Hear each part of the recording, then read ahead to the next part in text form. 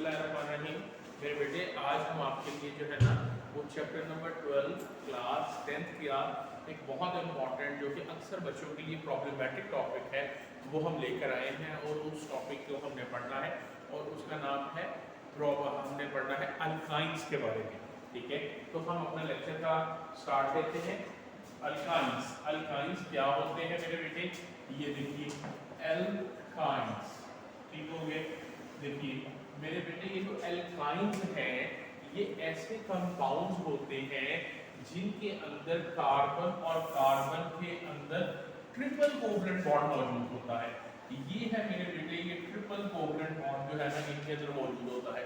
तो वो सारे के सारे कंपाउंड्स जिनके अंदर कार्बन और कार्बन के अंदर ट्रिपल कोवलेंट बॉन्ड मौजूद होगा उनको हम किस चीज का नाम देंगे? उनको हम नाम देंगे अल्काइंस का। मेरे बेटे ये जो अल्काइंस होते हैं इनका एक और नाम होता है और इनका दूसरा नाम क्या होता है? एसिटाइलीन्स। एसिटाइलीन्स इनको क्यों कहते हैं? क्योंकि जो पहला मेंबर है इसका जो सबसे छोटा मेंबर है उस सबसे छोटे मेंबर का नाम है एसिटाइलीन। ठीक है, तो यही मेंबर जो है ना देखिए यही मेंबर जो है ना ये एसिटाइलीन बन जाता है और क्योंकि इस एसिटाइलीन सबसे छोटा मेंबर है इसीलिए हम इनको एसिटाइलीन्स कहते हैं। ठीक है, तो इसका पहला मेंबर तो एसिटाइलीन है। ठीक है, इसके अलावा भी इसके अंदर मेंबर हो सकते हैं। ठीक है, मिसाल के तौर पर ये देखिए ये कार्बन जो है ना वो 3 कार्बन वाला कंपाउंड है। ठीक है, इस कार्बन के अंदर चूंकि 3 कार्बन है और 3 कार्बन वाला जो कंपाउंड होता है उसे बोला करते हैं प्रोपेन। लेकिन मेरे बेटे हमने इस दफा एन नहीं लिखना, हमने यहाँ पे एन नहीं लिखना, हमने यहाँ पर क्या लिखना है? हमने यहाँ पे मेरे बेटे लिखना है आइन, प्रोपाइन। समझ आ रही है? तो दिस इज वेरी इंपॉर्टेंट। इनके अंदर एन की जगह पे आइन लिखा जाएगा। ठीक है, अच्छा अब ये देखिए आइन तो नहीं लिख सकते जब तक इसके अंदर क्या ना हो ट्रिपल बॉन्ड। फॉर एग्जांपल यहाँ पर ट्रिपल बॉन्ड मौजूद है। ठीक है, अब मेरी बात सुनिए, इस कार्बन का एक बॉन्ड है, इस कार्बन को अपनी वैलेंसी पूरी करने के लिए 3 हाइड्रोजन की जरूरत है, तो यहाँ पे 3 हाइड्रोजन आ जाएंगे। इस कार्बन के चारों बॉन्ड मुकम्मल है। ठीक है, और इस कार्बन का एक बॉन्ड है तो यहाँ पर हाइड्रोजन आ जाएगी ताकि इसके भी 4 पूरे हो जाए। अब अगर आप गौर फरमाएं मेरे बेटे तो ये वाला जो पोर्शन है ना इस पोर्शन को हम बोलते हैं मिथाइल और ये वाला पोर्शन को हम बोलेंगे एसिटाइलीन।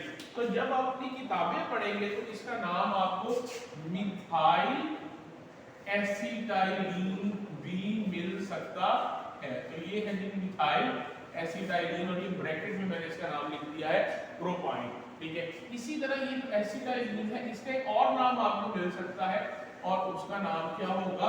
इथाइन। ठीक है, तो ये वो बात थी जो कि मैं आपको बताना चाह रहा था जिसके अंदर आपने बिल्कुल भी कंफ्यूज नहीं होना। अब मैं आपको एक और इसकी एग्जांपल बताता हूं।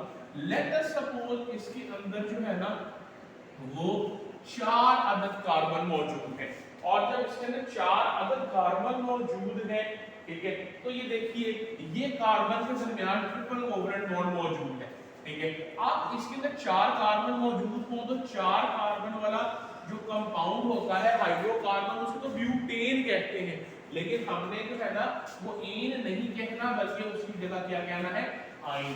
ठीक है, अब ये देखिए इस कार्बन का एक बॉन्ड है तो यहाँ पर 3 हाइड्रोजन आएंगे, इस कार्बन के 4 बॉन्ड है, इस कार्बन के 4 बॉन्ड है और इस कार्बन के 3 बॉन्ड है। तो ये जनाब जो है ना अगर आप गौर फरमाइएगा मेरी बात पे तो ये भी एक मिथाइल ग्रुप है, ये भी एक मिथाइल ग्रुप है, तो इसको हम बोलेंगे डाई मिथाइल एसिटाइलीन और ये जो डाई मिथाइल एसिटाइलीन है इसे ब्यूटाइन कहते हैं। तो ये था जनाब इसके स्ट्रक्चर्स के बारे में और आपको एक बड़ी अहम बात बताना चाहता हूं कि एक दफा बोर्ड के एग्जाम में ये दोनों स्ट्रक्चर जो है ना वो लिखवाए जा चुके हैं। तो get ready for these structure in as far as board examination is concern. ठीक है, तो इसके बाद बेटे अब हमने जो है ना इसके बाद हमने अगला जो पोर्शन पढ़ना है वो रिगार्डिंग है अक्रेंस। अक्रेंस का मतलब होता है ये कैसे पाया जाता है और कहाँ पे पाया जाता है।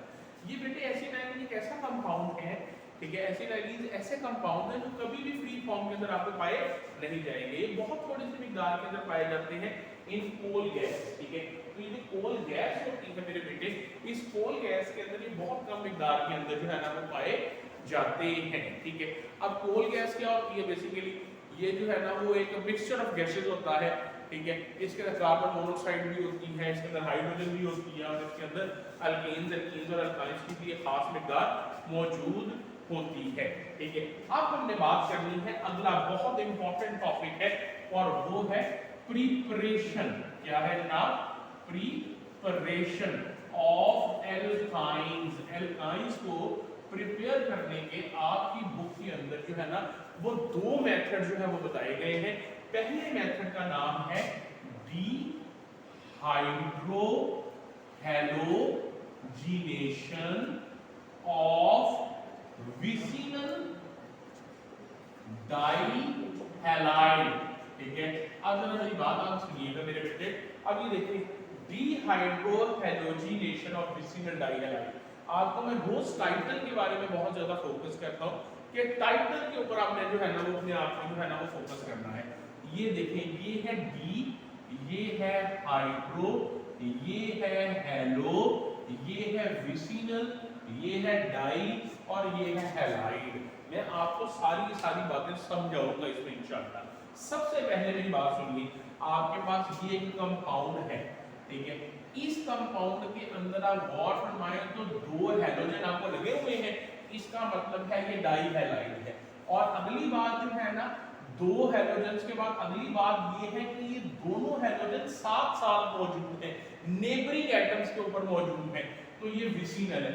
विसिनल का मतलब होता है एडजेसेंट। क्या मतलब होता है? ठीक है।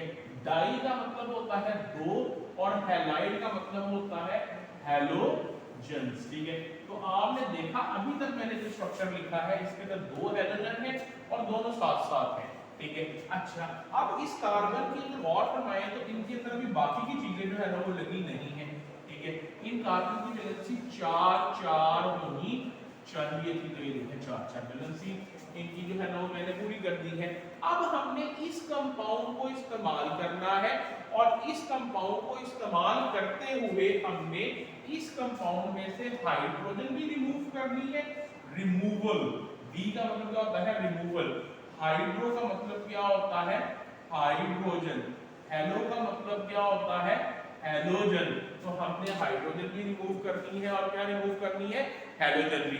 इसके लिए हमें जो है ना इसका रिएक्शन करवाना पड़ेगा KOH के साथ, ठीक है। और ये जो KOH है इसको मैंने अपनी अल्कीन्स वाली वीडियो के अंदर भी आपको बताया था, जिसको आपने देखा होगा कि वो अल्कोहल के अंदर डिसॉल्व हुई थी। अब जब ये अल्कोहल के अंदर ये डिसॉल्व हुई है तो इसके अंदर ये जरा गौर फरमाइए, ये रिएक्शन होगा तो क्या होगा मैं आपको बताता हूँ। हमारे पास एक नहीं बल्कि हमारे पास 2 KOH के मॉलिक्यूल्स मौजूद हैं। सच ये है कि देखिए ये दोनों K के मॉलिक्यूल, ये भी K और ये भी K, इस Cl के साथ एक K इस Cl के साथ दूसरा K दूसरे Cl के साथ मिल जाएगा तो क्या बन जाएगा? 2KCl, ठीक है। इस तरह मेरे बच्चे ये जो OH है, ये जो OH है ये इस वाले H के साथ मिल जाएगा। तो जब OH और H आपस में मिल जाएंगे तो क्या बन जाएगा? H2O। लेकिन अगर आप गौर फरमाएं तो यहाँ पे भी OH मौजूद है, यहाँ पे भी H मौजूद है। OH और H आपस में मिल जाएंगे तो ये क्या बन जाएगा? 2H2O। और इसके बाद आप आगे चलते हैं तो कार्बन और कार्बन ये रह गए हैं, इनके साथ एक हाइड्रोजन रह गया है। अगर आप गौर फरमाएं तो इस कार्बन के 2 बॉन्ड टूट चुके हैं, इस कार्बन के भी 2 बॉन्ड टूट चुके हैं। इनको अपनी वैलेंसी पूरी करने के लिए क्या करना होगा? 2 नए बॉन्ड बनाने होंगे। तो इस तरीके से ये 2 नए बॉन्ड्स बनाएंगे और जब ये 2 नए बॉन्ड्स बना लेंगे तो इसका नाम हो जाएगा ट्रिपल बॉन्ड आ जाएगा और इसमें हम इथाइन या एसिटाइलिन कहेंगे। अब मेरी बात सुनिए, क्या आपने देखा इस कंपाउंड के अंदर से हैलोजन्स रिमूव हुए? क्या आपने देखा इन कंपाउंड्स के अंदर से हाइड्रोजन रिमूव हुए?